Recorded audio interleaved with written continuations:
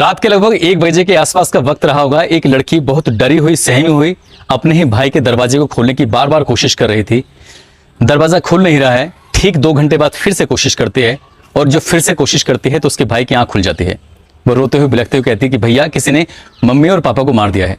भाई चीखता हुआ चिल्लाता हुआ जैसे ही माँ और पापा के पास पहुंचता है तो माँ बाप की लाश देखने के बाद उसकी भी चीखें निकलने लगती हैं। पुलिस मौके पर आती है और उस पुलिस मामले की जांच पड़ताल में जुट जाती है। जांच पड़ताल के बाद जो सच सामने आता है, जो भी मतलब लोगों को पता चलता है, ये बात सुनने के बाद कहीं ना कहीं इंसानियत भी शर्मसार हो उठती है और लोगों का एक दूसरे के प्रति या रिश्तों पर विश्वास करने को भी जी नहीं चाहता। ऐसा लगता है कि समाज, ये दौर, हम लोग कहाँ जा रहे हैं कुछ पता ही नहीं। आज की कहानी वाकई आपको परेशान कर सकती है, झकझोर सकती है।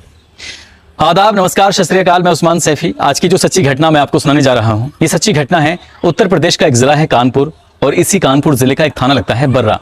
दरअसल इसी थाना क्षेत्र की एक यादव मार्केट है। बात कर रहा हूँ 4 जुलाई 2022 की। लगभग 8 बजे के आसपास इस घर में 4 सदस्य रहते हैं, माँ बाप और एक बेटा और एक बेटी। बेटी ने पहले खाना बनाया, अपने माँ बाप और भैया को खिलाया और खिलाने के कुछ देर के बाद लगभग 8:30 या 9 बजे के आसपास वो जूस तैयार करती है। पहले भैया को देती है और वही जूस अपने मम्मी और पापा को देती है। उनसे कहती है कि ये juice P low. Mummy papa भी जूस पी लेते हैं और भैया जैसे जूस पीने की कोशिश कर रहा है तो उसको जूस थोड़ा सा कड़वा लग रहा था। वो पूछता है कि क्या है इसमें, क्यों कड़वापन लग रहा है। इससे पहले कि कुछ और होता तो उसको उल्टियां आने लगती हैं। वो दौड़ता हुआ अपने कमरे में जाता है और कमरे में जाने के बाद अपने बेड पर लेट जाता है। लगभग 9:30 बज जाते हैं और ये लड़की एक मैसेज करती है। मैसेज में लिखा था कि मैंने जूस पिला दिया है और गहरी नींद में सोने वाले हैं, तुम जल्दी से आ जाना। लेकिन 12:45 जब होते हैं, अभी 4 जुलाई नहीं बची थी, अब 5 जुलाई शुरू हो जाती है। 5 जुलाई की सुबह या आधी रात की बात है। 12:45 पर एक लड़का घर में आता है।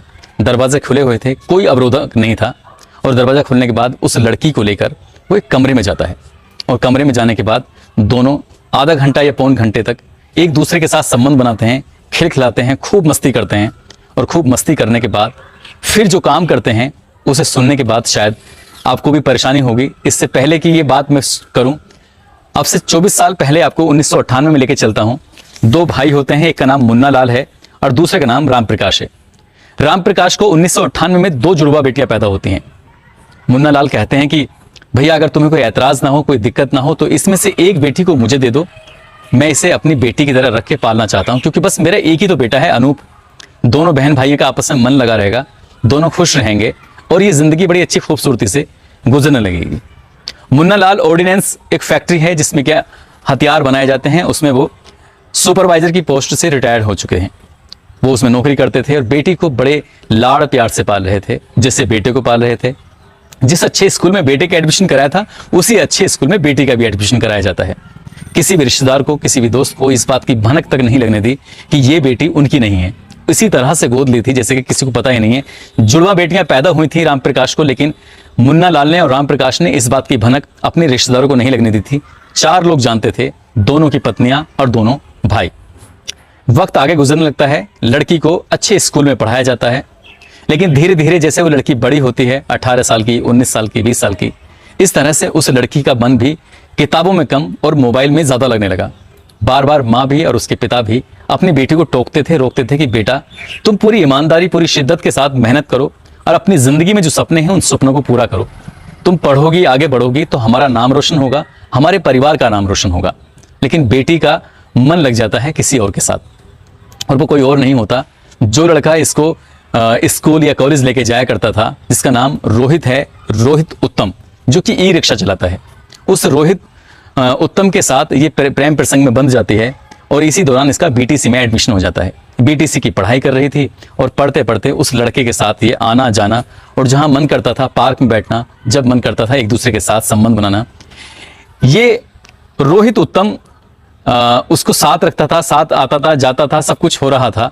लेकिन एक दिन रोहित उत्तम के भाई यानी कि राहुल उत्तम की नजर भी इसी लड़की पर जाती है और वो लड़का भी इस लड़की को प्रपोज कर देता है, कहता है कि मैं तुमसे बहुत प्यार करता हूं। लेकिन इस लड़के की मिलिट्री इंटेलिजेंस में असिस्टेंट एम्बुलेंस के ऑपरेटर के रूप में एक नौकरी लग जाती है, जो कि गोवा में जॉब कर रहा था। वो लड़का भी इससे फोन पर बात किया करता था और उसका सगा भाई यानी कि रोहित उत्तम और राहुल उत्तम दोनों ही इस लड़की से बातचीत करते थे। जब जब इनका मौका मिलता था तब तब वो इस लड़की से मिलते थे और संबंध बनाते थे। ये बातें कहीं ना कहीं इस लड़की के जो पिता हैं मुन्ना लाल और माँ राज देवी, इनको पता चल जाती है। वो अपनी बेटी का विरोध करते हैं, कहते हैं कि हमने तुम्हें पढ़ाने लिखाने का फैसला किया है, आगे बढ़ाने का फैसला किया है, तुम ऐसे गलत कामों में अपना ध्यान मत बढ़ाओ, कुछ करो और आगे बढ़ो। लेकिन इस लड़की का मन था कि पढ़ाई लिखाई में कम लगता था और वो इन दोनों के चक्कर में रहती थी, इसीलिए बहुत ज्यादा फोन पे बातें भी किया करती थी। इसी बीच में इसका भाई जो अनूप होता है उसकी शादी हो जाती है बिंदगी की रहने वाली सोनिका से। और 4 दिन के बाद पता चलता है कि बिंदगी की जो रहने वाली सोनिका है उसका मानसिक संतुलन खराब है, वो ठीक नहीं है। इसलिए चौथे ही दिन वो अपने ससुराल को छोड़कर चली जाती है और उसके मायके वालों ने, सोनिका के मायके वालों ने अनूप पर दहेज प्रथा का आरोप लगा दिया और इसी में ही उस पर तलाक लेने की बातचीत शुरू हो जाती है। और तब कहीं ना कहीं परिवार टूटने लगता है। ये परिवार टूट रहा था, उधर मुन्ना लाल अपने ऑर्डिनेंस फैक्ट्री से रिटायर्ड हो जाता है और इसी बीच में ये लड़की बीटीसी कंप्लीट कर लेती है।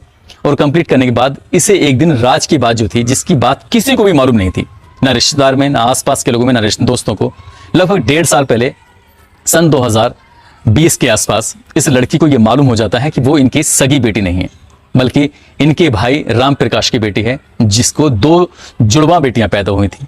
उन्हीं में से एक बेटी ये है और दूसरी उसके पिताजी पाल रहे हैं। जब बार बार इसको डांटा जाता था, फटकारा जाता था, मोबाइल को लेकर टोका जाता था, रोका जाता था, पढ़ने को लेकर बार बार कहा जाता था, तो इस लड़की को ऐसा लगने लगा कि ये मुझे सचमुच उतना प्यार नहीं करते जितना प्यार अनूप भैया को करते हैं। इसलिए माँ बाप उसे अच्छी बातें सिखाते थे, इससे लड़की के दिमाग में उनकी अच्छी बातें भी खराब लगने लगती थी। और जितना इसको रोकते थे उतना ही वो राहुल उत्तम और दूसरा रोहित उत्तम के नजदीक आने लगी और उसके बीच में रहकर मन चाहा जब भी तब जहां मौका मिलता था ये एक दूसरे के साथ शारीरिक संबंध बनाने लगे। और धीरे धीरे करके जब वक्त आगे गुजरने लगता है, लगभग 1.5 महीने पहले यानी कि जून के प्रथम सप्ताह के आसपास या मई 2022 के आसपास एक प्लान बनाते हैं। और प्लान कुछ ऐसा था, इन्हें उस दहेज प्रथा के बवाल से निकलना था, क्योंकि उन्होंने 50 लाख रुपए की डिमांड जो कर दी थी मुन्ना लाल को और राजदेवी को। इन्होंने फैसला लिया कि क्यों ना अपना घर बेचकर जो भी है कलेश हमेशा के लिए खत्म कर दी जाए, क्योंकि सोनिका का मानसिक संतुलन अच्छा नहीं है। उस लड़की को अगर हम घर में रखेंगे तो हमारे बेटे की जिंदगी बर्बाद हो जाएगी। घर बेचकर उनकी जो इच्छाएं हैं वो पूरी कर देते हैं और हमेशा के लिए तलाक ले लेते हैं। जब इनकी बेटी कोमल को यह पता चलता है कि घर बेच देंगे, तेरे हिस्से में क्या आएगा, जबकि इसके पास दुकान भी है, खेती की जमीन भी है और खाली प्लॉट भी रखे हुए थे, लेकिन इस लड़की को कहीं ना कहीं ये असहज होने लगी, डर लगने लगा कि भैया को सारा प्यार करते हैं, भैया के ऊपर जो मुकदमा चला है उसको खत्म करने के लिए घर भी बेच देंगे तो मेरे पास क्या बचेगा। तब ये दोनों भाइयों से यानी कि अपने प्रेमी रोहित और राहुल से कहती है कि अगर तुमने मेरे माँ बाप और मेरे भाई को मार दिया तो हमारे पास जो संपत्ति है करोड़ों रुपए की, इस संपत्ति पर तुम्हारा हक होगा और मैं तुम्हें चाहने लगूंगी, तुमसे प्यार करूंगी, तुम्हारे साथ पूरी जिंदगी बिताऊंगी। उन दोनों भाइयों को भी नहीं पता था कि एक लड़की उन दोनों भाइयों से प्यार करती है। और इसकी प्लानिंग होती है क्योंकि राहुल उत्तम वो गोवा में रहता है और वहीं से वो एक पॉइजन मतलब जहर का इस्तेमाल करता है और वहीं से जहर बेचता है इस कोमल के पास कि अपने माँ बाप को ये दे देना, खा के मर जाएंगे। और 4-5 जुलाई की रात को ये प्लान बनाते हैं और इसी प्लान के तहत जूस में जहर मिलाया जाता है और उस जहर को पहले भैया को दिया जाता है, फिर माँ को दिया जाता है, फिर पिता को दिया जाता है। भैया को जहर मिलाया हुआ जूस बहुत कड़वा लग रहा था, उसको भी 1-2 घूंट पीता है, लेकिन उसके पेट में जाता है नहीं जाता है, लेकिन उसकी तबीयत खराब होने लगती है और वो उल्टी करता हुआ जाकर अपने कमरे में लेट जाता है। लेटने से पहले वो अंदर से कुंडी बंद कर देता है ताकि कोई खोलने की कोशिश करे तो शायद खोल ना पाए। अंदर बंद हो जाता है। माँ बाप पूरी तरह से बेहोशी की हालत में थे। रात के 12:45 जैसे होते हैं उसका प्रेमी रोहित उत्तम घर में आता है और रोहित उत्तम घर में आने के बाद एक कमरे में पिताजी सोए हुए हैं, दूसरे कमरे में माँ सोई हुई थी, माँ के बराबर में ही वो बेटी भी सोई हुई थी। जैसे ही प्रेमी आता है दोनों संबंध बनाते हैं और संबंध बनाने के बाद जब इन दोनों की इच्छा पूर्ति हो जाती है तो उसके बाद वो अपने पिताजी के पास जाती है, पिताजी को आवाज देती है। पिताजी होश में नहीं थे, सांसें चल रही थी। पिताजी के पहले हाथ बांधे जाते हैं, फिर पैर बांधे जाते हैं और वो गला दबाने की कोशिश कर रही है, दबाती है, लेकिन सांसें खत्म नहीं हो रही हैं। तब अपने प्रेमी से कहती है कि मैं इन्हें पकड़ती हूँ और फला जगह उस जगह एक चाकू रखा हुआ है, तुम उसे लेके आ जाओ। उस धारदार हथियार उस चाकू को लेकर उसका प्रेमी आता है और उसके पिता की गर्दन काट देता है।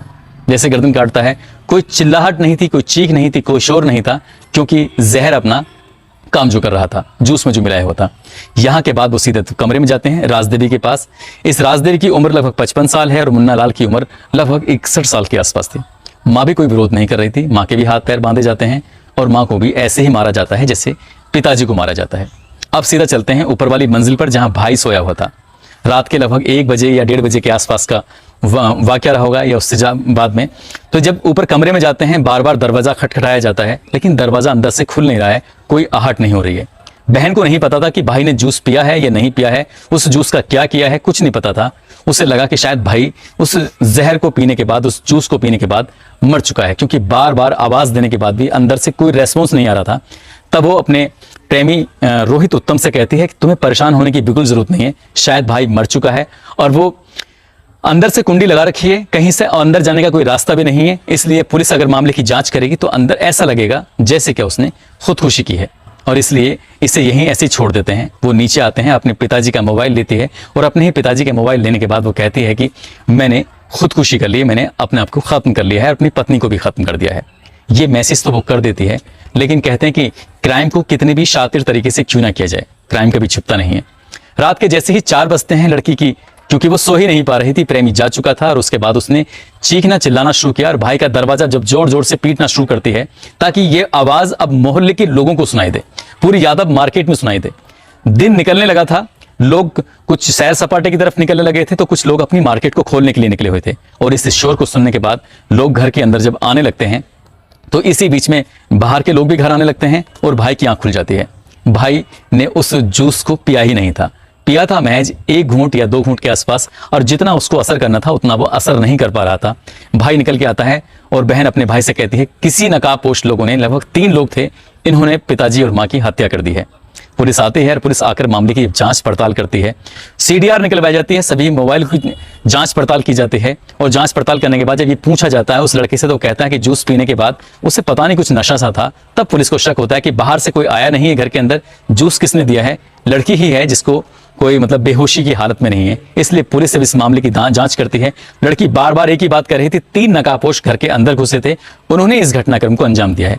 घर से कुछ ही दूरी पर सीसीटीवी कैमरे लगे हुए थे, एक व्यक्ति आता है और वही व्यक्ति कुछ देर रुकने के बाद, घंटे 1.5 घंटे या 2 घंटे रुकने के बाद वही व्यक्ति वापस चला जाता है, साथ में उसके कुछ सामान होता है। इसलिए पुलिस को ज्यादा मशक्कत नहीं करनी पड़ी और पुलिस ने इस लड़की से जब सख्ती से पूछताछ की तब उसने चौंकाने वाले राज खुलासे करने शुरू कर दिए। वो कहती है कि मुझे प्यार नहीं करते थे, भैया को ज्यादा प्यार करते थे, मैं सौतेली थी इसलिए मुझसे गलत व्यवहार करते थे, इसलिए उसको इस रोहित से प्यार हो जाता है, इसलिए उसको राहुल से भी प्यार हो जाता है। 2 सगे भाइयों से एक लड़की प्यार कर रही थी, अपने माँ बाप को मारकर वो अपनी सारी संपत्ति को हड़पना चाहती थी, और इस घटनाक्रम ने उत्तर प्रदेश के जिला अमरोहा के गाँव बामनखेड़ी की वो कहानी याद दिला दी है, जिसमें एक लड़की ने अपने ही परिवार के 7 लोगों का कत्ल करके पूरी संपत्ति को हड़पने की कोशिश की थी। लेकिन क्राइम कभी छिपता नहीं है, ये भी नहीं छिपा। पुलिस ने उत्तम, जो रोहित उत्तम है, उसको भी गिरफ्तार कर लिया है, लड़की कोमल को भी गिरफ्तार कर लिया है, और इन दोनों शवों का पोस्टमार्टम कराया गया तो उससे पता चलता है कि पहले नशीला या जहरीला पदार्थ खिलाकर उनकी हत्या की गई है। इसमें एक और आरोपी है राहुल उत्तम, जो कि गोवा में है, जो कि एम्बुलेंस में ऑपरेटर है, उसको गिरफ्तार करने के लिए टीम गई हुई है, जिसको भी जल्द पकड़ने का, जल्द गिरफ्तार करने का दावा किया जा रहा है। पुलिस कमिश्नर कहते हैं कि इन आरोपियों ने अपना जुर्म कबूल कर लिया है, और जुर्म कबूल करने के बाद जो चार्जशीट है वो कम से कम समय में लगाने के बाद इन आरोपियों को अधिक से अधिक सजा दिलाने की कोशिश की जाएगी। और वही सिलसिला जो रोज का है जन्मदिन का, परवेज अली खान हैं जो कि उत्तर प्रदेश के जिला बुलंदशहर के रहने वाले हैं, निशी वैष्णव हैं, राजेंद्र कुमार वर्मा राजस्थान से हैं, असलम अलीगढ़ से हैं, और अशोक कुमार, इन सभी को जन्मदिन की बहुत बहुत शुभकामनाएं, मुबारकबाद। कलकत्ता के रहने वाले सूरज दास, उनकी पत्नी नीलम देवी, इनकी 15वीं शादी की सालगिरह है, आपको शादी की सालगिरह की बहुत बहुत मुबारकबाद। और जिन लोगों ने नाम लेने की अपील की थी, राजस्थान झुंझुनू के अनिल चौधरी हैं, हरियाणा करनाल के अरमान सिंह हैं, फिरोज अंसारी बलिया यूपी के, अवनीश यादव फिरोजाबाद उत्तर प्रदेश, बालाराम गुज्जर अजमेर, उषा अजीत चंद, नितिन गुज्जर, नंदराम सिंह बिजनौर, गिरिराज भदौरिया मध्य प्रदेश से हैं, पुष्पेंद्र सिंह देवराज जोधपुर से, जुबैर मेवात से हैं, कुलदीप मौर्य, बेटी अंशिका, पत्नी सुषमा मौर्य, सुचि चौहान मुरादाबाद से हैं, कौशलेश यादव मुंबई से हैं, आकाश मौर्य अमेठी से हैं, सियाराम दिल्ली से हैं, महिमा पांडे, हार्दिक तोमर, मारूद सिंह बिहार से, यश सिंह, गोविंदा कुमार, अजय मौर्य मऊ से हैं, विजेंद्र सैनी भरतपुर से, जीतू यादव मध्य प्रदेश से, अनिल किशन राजभर गाजीपुर उत्तर प्रदेश से, और फैजान मुरादाबाद से, जो फेसबुक पर उन्होंने बोला है, जीवन उत्तर प्रदेश से, इंद्र नाहर अजमेर से, हेमराज मीणा माधोपुर राजस्थान से, प्रदीप यादव मैनपुरी से, अजीत जोशी बेंगलोर से, रश्मि सिंह,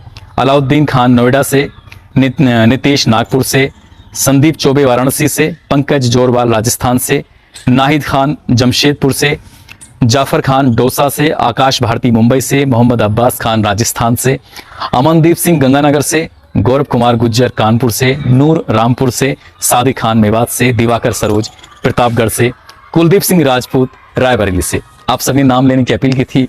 ऐसे ही आप अच्छे कमेंट करते रहिए, ऐसे ही हौसला अफजाई करते रहिए, ऐसे ही मैं आपके लिए अच्छी अच्छी कहानी लाता रहूंगा। आप अपना ख्याल रखें, सुरक्षित रहें। जय हिंद, जय भारत।